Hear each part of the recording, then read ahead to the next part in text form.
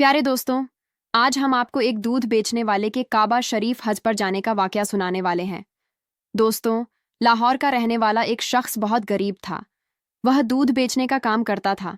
उसके दिल में हज करने की बहुत तमन्ना थी। जब लोग हज करके वापस आते थे तो वह उनसे बहुत प्यार के साथ मिलता था, उनके हाथ चूमता था। एक मर्तबा का जिक्र है, उसने हज के मौसम में लोगों से पूछना शुरू किया कि हज पर कैसे जाते हैं। किसी ने उसे बता दिया, हज के लिए कराची से जाते हैं, और उसको स्टेशन भी पहुंचा दिया। अब वह स्टेशन पर लोगों से पूछने लगा, मुझे कराची जाना है, कराची कैसे जाऊं? वह कई दिनों तक लाहौर के स्टेशन पर फिरता रहा। एक बार ट्रेन के कंडक्टर ने सोचा, ये बेचारा कई दिनों से फिर रहा है। चुनांचे ट्रेन कंडक्टर ने दूध वाले से कहा, तुम मेरे साथ ट्रेन में बैठ जाओ, मैं तुम्हें कराची ले जाता हूं। और फिर वह कराची पहुंच गया। कराची रेलवे स्टेशन पर पहुंचकर उसने लोगों से पूछना शुरू कर दिया, मुझे हज पर जाना है, कैसे जाऊं? किसी ने उसे हाजी कैंप पर जाने का रास्ता बता दिया। तो वह हाजी कैंप चला गया। वहां पर बहुत से लोग हज पर जा रहे थे, लेकिन इस बेचारे के पास ना टिकट था, ना पासपोर्ट, और ना ही पैसे थे। मगर उसके दिल में हज करने का जज्बा था। एक दिन उसके दिल में यह ख्याल आया कि जो हाजियों का सामान जहाज पर ले जाने वाले कुल्ली हैं, उन्हें जहाज के अंदर जाने की इजाजत है। चुनांचे उसने एक कुल्ली से दोस्ती कर ली और कुल्ली की वर्दी पहनकर हाजियों का सामान जहाज में रखने लगा। वह दूध वाला सामान रखने के बहाने जहाज पर आता जाता रहा। जब सारा सामान खत्म हो गया तो वह जहाज के अंदर किसी कोने में छुप गया और अपने कपड़े पहनकर कुल्ली की वर्दी वापस भिजवा दी। लोग अपने कमरों में बिस्तर पर सोते रहे और वह बेचारा बैठ बैठ कर वक्त गुजारने लगा। उसने जहाज पर एक बंदे से कहा कि भाई, जब जद्दा आ जाए तो मुझे बता देना। चुनांचे जब जद्दा शहर की रोशनी सामने नजर आने लगी तो उन साहब ने उसे बता दिया कि वह देखो, जद्दा आ गया है। इसके बाद वह दूध वाला जहाज के ऊपर चढ़ गया और वहां खड़े होकर समंदर के अंदर छलांग लगा दी। उसे तो तैरना नहीं आता था। चुनांचे जब वह नीचे गया तो फिर ऊपर ही ना आ सका। उस आदमी ने देखा कि यह तो नजर ही नहीं आ रहा। वह समझ गया कि यह बेचारा डूब गया है। उसने सोचा, अल्लाह पाक को यही मंजूर होगा।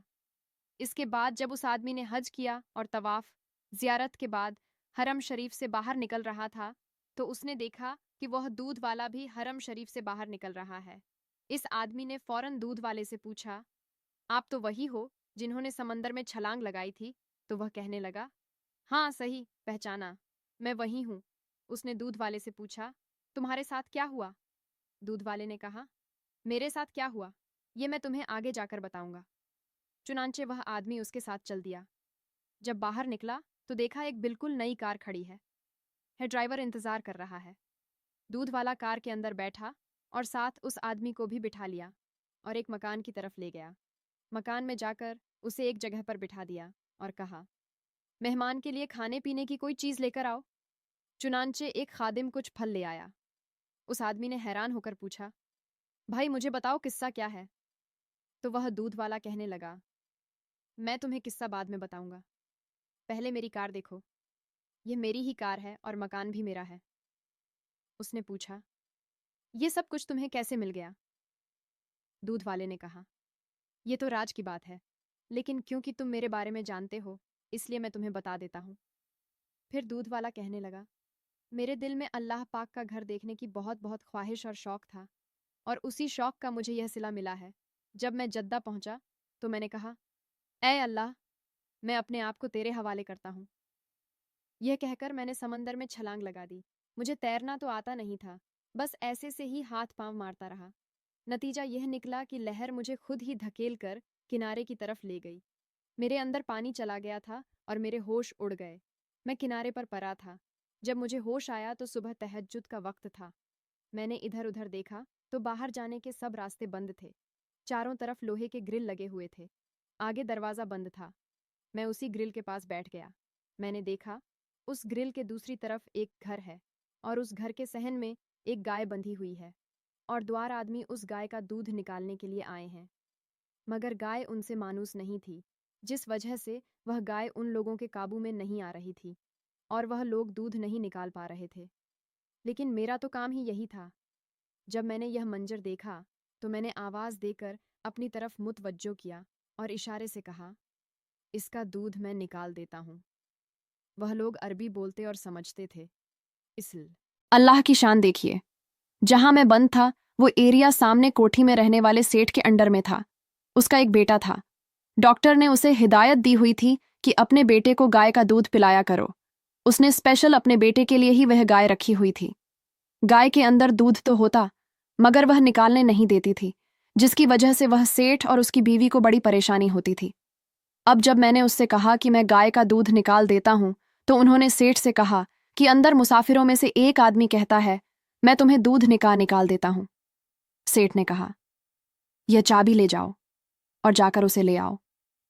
वह ताला खोलकर मेरे पास आए, मुझे सेठ के पास ले गए, और जब मैंने गाय पर प्यार से हाथ फेरा और उससे अपने अंदाज में बात की तो गाय मान गई, और मैंने नीचे बैठकर उन्हें 8 से 10 लीटर दूध निकाल कर दे दिया। सेठ की बीवी ने देखा तो बहुत खुश हुई और कहने लगी, आज तो मेरा बेटा सारा दिन दूध पिएगा। फिर कहने लगी, इस दूध वाले को जाने नहीं देना। जब शर से मुलाकात हुई तो उसने पूछा पूछा आप कौन हैं? मैंने कहा, मैं पाकिस्तान से हज करने आया हूं। कहने लगा, हम तुम्हें वापस नहीं जाने देंगे, तुम अच्छा दूध निकालते हो। मैंने कहा, मैं दूध तो निकाल दिया करूंगा, लेकिन मुझे हज भी करना है। तो वह कहने लगे, फिक्र ना करो, तुम्हें हज भी करवा देंगे। दूसरे दिन उसकी बीवी ने अपने वालिद को फ़ोन किया और सारी बात बता दी। उसके वालिद ने 200 गाय भैंसों का बाड़ा बनाया हुआ था। चुनांचे जब उसने यह बात सुनी तो बहुत खुश हुआ और कहने लगा, हमें तो खुद ऐसे ही बंदों की ज़रूरत है। बाद में उन्होंने सेठ को फ़ोन किया और कहा, इसे मेरे पास भेज दो। और फिर सेठ ने मुझे अपनी गाड़ी में बिठाया और अपने ससुर के घर पहुंचा दिया। उसके ससुर ने मुझसे कहा, मैं तुम्हें यहाँ रखता हूँ, तुम्हारे ज़िम्मे यह काम करता हूँ। तुम सुबह शाम मेरी गाय भैंसों का दूध निकाल दिया करो। जब दूध निकालने का वक्त आया तो मैंने 22 गायों का दूध मिनटों में निकाल दिया। वह बड़ा हैरान हो गया और सोचने लगा, इतना दूध भी निकल सकता है। आज तक उसकी गाय भैंसों से इतना दूध नहीं निकला था। वह मुझे कहने लगा, तुम यहीं रहो, हम तुम्हें हज भी करवा देंगे। मैंने उनसे कहा, मुझे घर वापस जाना है।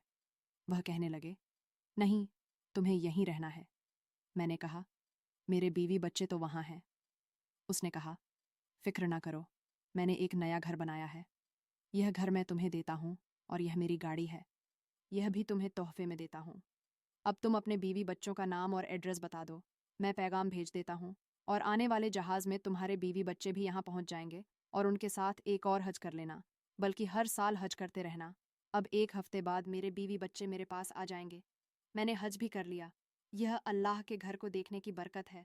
अल्लाह ने मुझे दुनिया की निमत भी अता फरमा दी।